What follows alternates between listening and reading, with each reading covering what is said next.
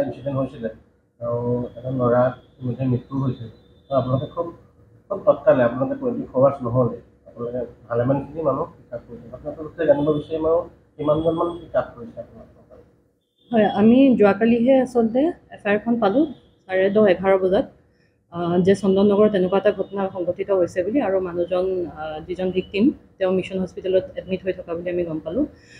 এফআইআৰখন পোৱাৰ লগে লগে আমাৰ ইনভেষ্টিগেশ্যন আৰম্ভ হ'ল আৰু আমি এতিয়ালৈকে 10জন একিউজড কৰায়ত্ব কৰিবলৈ সক্ষম হৈছোঁ। সেই 10জন আপোনাৰ য'ত চন্দননগৰত বিহু হৈছিলে তাৰে লোকেলিটি নে বেলেগ বেলেগ জেগাৰ পৰা? ওচৰ পাজৰৰে ল'ৰা, প্ৰায় গোটেই ওচৰৰ ল'ৰা যিখিনি বিহু চাবলৈ আহিছিল সেইখিনি আছিল। এতিয়ালৈকে পোৱা নাই আমি। আৰু কিবা আপোনালোকে ইনফৰমেশ্যন পাইছে নে 10জন পিক আপ কৰিছে আৰু কোনোবা আছে নে কিবা সোধ-পোছ কৰি আছোঁ আৰু যেনেদৰে ইনভেষ্টিগেশ্যন আগবাঢ়ে আমি তেনেদৰে কৰি থাকিম। যদি আৰু নাম আহে আমি সেইখিনিকো কৰায়ত্ব কৰিবলৈ চেষ্টা কৰিম। সোনকালে 10জন ধৰিলে আৰু এতিয়া 10জনৰ ষ্টেটমেণ্ট আপোনালোকে পাব, যদি কোনোবা আছে মানে এইটো নিশ্চয় ধৰিব নিশ্চয় পাৰিব। হয় হয়।